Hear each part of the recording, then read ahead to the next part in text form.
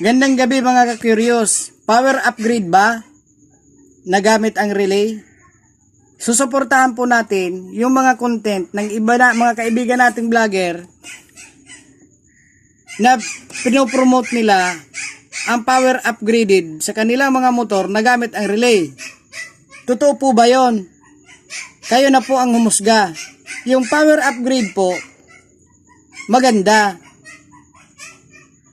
Ang tanong ko lang po, kayo na rin po ang sumagot kung totoo ba na ang relay ang dahilan ng mga iyon. Ito po ang aking masasabi. Yung stator po na mahina, hindi po yon magbibigay ng magandang resulta ng power po ng ating motor. Sa pag-upgrade po ng motor, wag lang po tayong bumatay dito sa relay. Ano po, sapagkat kung maganda na, nilagyan naman po natin ng relay, mahina ang baterya natin, mahina ang klase ng pagka-wiring sa ating motor, hindi po masasabing upgraded ang ating motor. Kaya kung gusto ninyo po na talagang upgrade ang motor, kailangan mayroon po kayong matibay na stator, matibay pong baterya at maayos po na wiring. Kaya kapag ang stator nyo po mahina, mahina din po ang ibibigay ng kuryente. Kapag ang input mahina, mahina po ang output. Liban na lamang po kung gumamit po kayo ng mga electronic device kung saan katulad po ng converter na pinatataas niya po ang voltahe mula sa mahina hanggang sa kinakailangang lakas na kuryente na inyo pong kailangan sa inyo pong pag-wiring. Kaya siguraduhin ninyo po na ang stator po matibay. Ang sunod po, kailangan yung battery ninyo po goods rin. At ang wiring po ninyo ay kailangan organize. Pag sinabi pong organize ang inyo pong mga wiring, kailangan po gumamit po kayo ng naayon sa standard na pamantayan ng atin pong pagwawiring. Halimbawa po ng mga wire na gagamitin, iwasan po natin ang paggamit ng masyadong malaking gauge na wire o masyadong maliit na wire. Kailangan tamang-tama lang po sapagkat meron po tayong tinatawag na Ohm's Law. Ano po? Ohm's Law.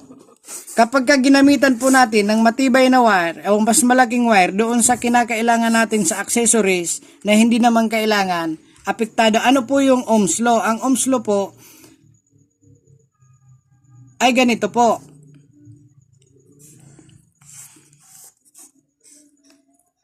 Halimbawa, ito po ang operate na ginagamit sa Ohm's Law. Meron po dito na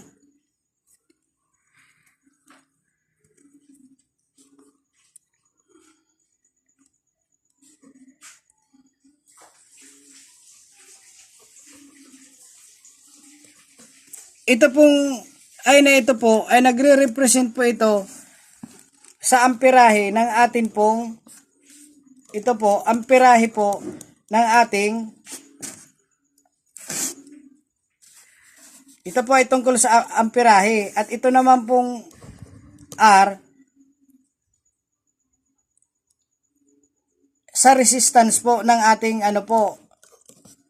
na ginagamit na mga wire o nakasangkapan sa pagbuo po sa pagkapalabas ng kuryente at ito po ay yung pong voltahe. Ano po?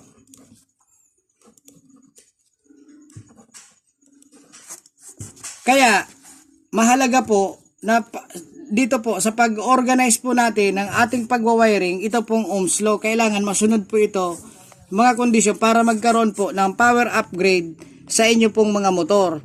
Ang relay po ay totoong kapakipakinabang sa wiring sapagkat ito po ay nagdudulot po ng kagandahan sa daloy ng kuryente pero wala po siyang kakayahang mapataas o mapababa ang output o input ng ginagawa ninyo pong pag-wiring. Sana po mga ka-curious, laging tandaan, kailangan mayroon kayong source of power, stator na matibay, battery na matibay, organized na pag-wire, tunay na magiging power upgrade ang inyo pong pag-wire sa inyo pong mga motor. Maraming salamat po mga ka-curious.